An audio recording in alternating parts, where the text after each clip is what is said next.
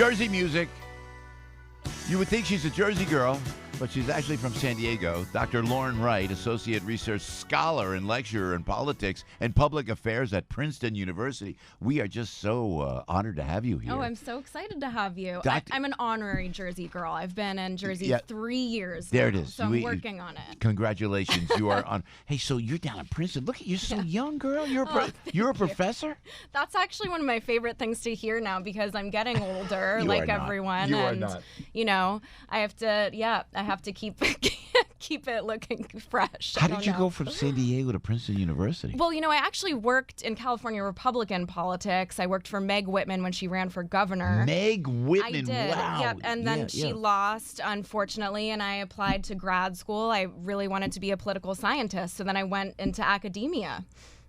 And you went from where did you go to school, if I may ask? I went to Wake Forest for undergraduate studies and then Georgetown for my PhD. Look at you, girl. And then you applied at Princeton University. I mean, this is one of the great universities of all time. It's the best university in the country, actually. You know what I think of, too? You know, I could have never gotten in. I could barely walk by. Me neither. I could walk by Princeton University. Okay. But what a gorgeous campus. It is. It's really, really special. I go down there, my sister's down there. I go down there, I look, I go, man, if I went to school down there, you know, and it's good. But politics-wise, you can't be objective. Am I wrong? And correct me if I'm wrong, Professor. Oh, no, I'm a 100% objective all the time. I talk about science. I talk about why government is set up the way it is, not who should run it or who shouldn't. And they're not real way left-wing or anything like that, you would think? There's actually a lot of conservative students. What? And so, you know, one thing professors and my colleagues try to focus on is making every student feel comfortable, including conservative students who want to voice their opinions in class. But it's a mixed student body. There's a lot of different political views. Yeah, well, now you wrote a book here. Lauren wrote about Star Power, American Democracy in the Age of the Celebrity Candidate. It's right here. And now this is how the president, of course, got elected because he was a celebrity. And let me just go to myself, if I can, just because I'm like a guy and I'm going to join. Because you are a celebrity. Well, and you know how good you are with politics. People say, Joe, you got to go in just because of that, whether it's good, bad, or indifferent. And I'm not like, you know, there's different forms of celebrity. I always think I'm just a working stiff. I'm just a working entertainer. Lauren, really, it's not. But if people recognize the name, do people really just vote for the name if they see a name they recognize when they Yes, when there's a large primary field and people don't have time to do research on candidates. They're worried about their everyday lives.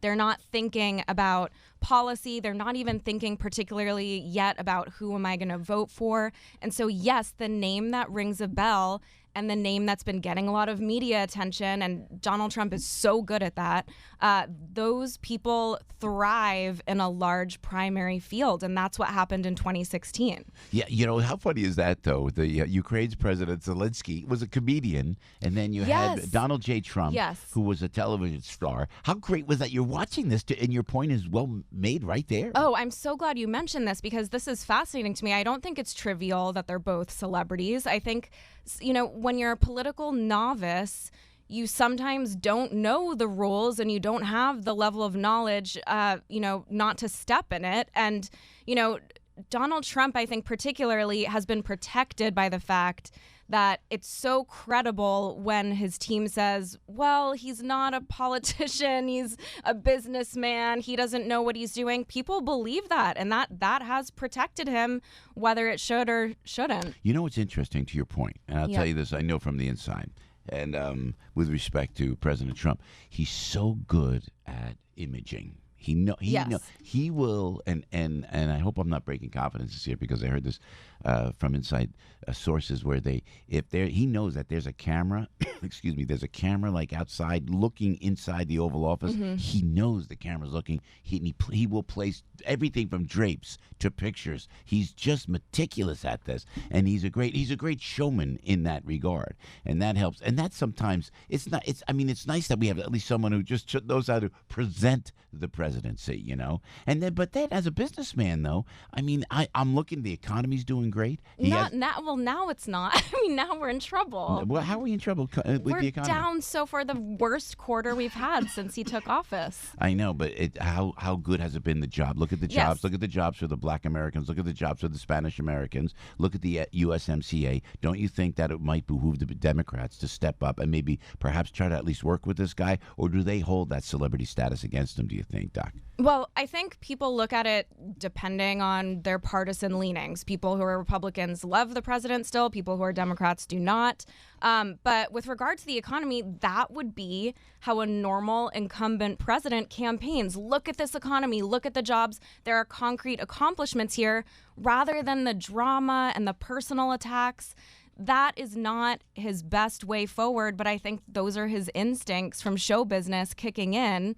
And that's what he knows how to do. He knows how to be on the offense. I don't disagree with you, and I always say that. I say, put the phone down. He shouldn't be tweeting. But then I will hear, particularly from female listeners, I'll tell you, they say, no, this president has to go back.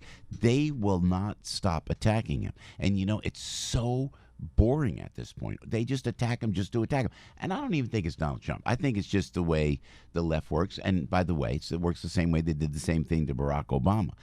Why can't and how do we get to the point of bipartisan politics? Why can't someone just step up now?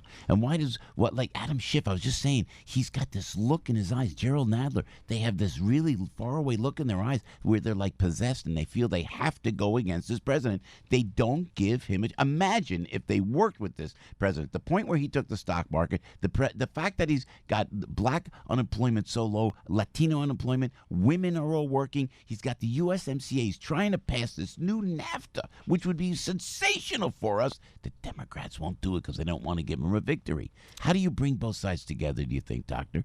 Well, it's going to be very, very hard because we have vested interests here. Republicans certainly, as you mentioned, did this with Barack Obama. Both parties are guilty of strengthening the executive when they're in power, and then they're out of power. They're out of the White House, and people want they want to all of a sudden get mobilized when they're in the worst position to do so when you're not the party in power of the White House.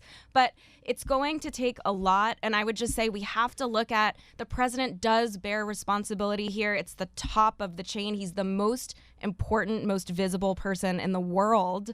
And so whether you think impeachment is bad for the country or not, Republicans are not doing their constituents a service by just denying the president's behavior. He has to be better behaved. But he also has to be impeached obstruction of justice, and there is none. There's no obstruction of justice. He doesn't. It's just high crimes and misdemeanors is what the language is. I know, and there's none of that either. If they would talk to us like plain speak. Yes. And by the way, and we'll let you go, Doctor. Okay. By the way, Dr. Lauren Wright, Star Power is the name of the book, American Democracy in the Age of the Celebrity Candidate, right here, and it's a good debate to have, Lauren. We appreciate you coming in. Can you mention Donald Trump without getting sneers from the students at Princeton University? Of course, yes. And I don't make Trump jokes in class. I do not share my personal political views. I don't think professors should do that in general.